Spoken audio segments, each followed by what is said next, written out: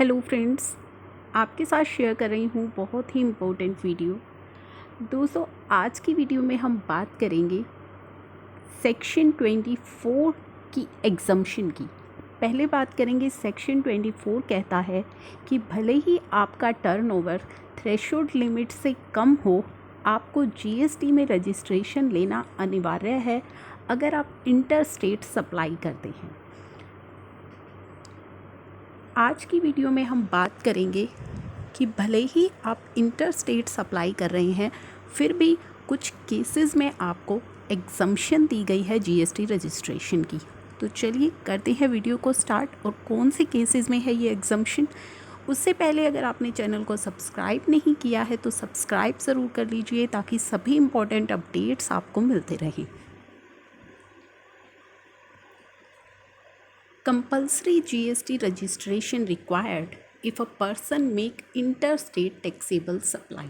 अगर आप interstate taxable supply करते हैं तो आपको जीएसटी में रजिस्ट्रेशन लेना अनिवार्य है, भले ही आपका जो टर्नओवर है वो थ्रेशोल्ड लिमिट से कम हो।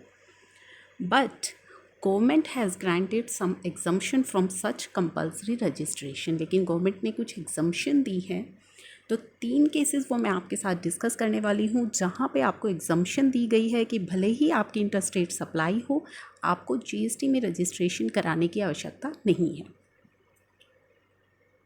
As per section 24 subsection 1, compulsory GST registration required if a person make interstate taxable supply even if his aggregate turnover is below specified exemption limit and are exempt from GST registration under section 22 subsection 1। तो section 22 subsection 1 में जो limit दी गई है GST registration के लिए, तो आपका turnover भले ही उस लिमिट से कम हो, आपको जीएसटी में रजिस्ट्रेशन लेना अनिवार्य है अगर आप इंटरस्टेट सप्लाई करते हैं। ये बात करता है section 24। Such compulsory registration, government has granted some exemption as well. Here are 3 exemptions. पहली, in case of interstate supply of service, person making interstate supply of service is not required to register if his aggregate turnover is less than 20 or 10 lakh. 10 lakh in case of specified states. तो अगर आपका turnover 20 या 10 लाख से कम है service के case में और आप इंटरस्टेट सप्लाई कर रहे हैं सर्विस की, तो आपको जीएसटी में रजिस्ट्रेशन लेना कंपलसरी नहीं है। अगर आपका टर्नओवर 20 लाख और 10 lakh for special category and 20 lakh for जो नॉर्मल कैटेगरीज हैं, अगर आपका टर्नओवर इससे कम है और आप सिर्फ और सिर्फ सर्विस की सप्लाई देते हैं, इंटरस्टेट सर्विस सप्लाई कर रहे हैं, गुड्स सप्लाई नहीं कर रहे हैं, तो ऐसे केस में आपको जीएसटी में रजिस्ट्रेशन लेना अनिवार्य नहीं है।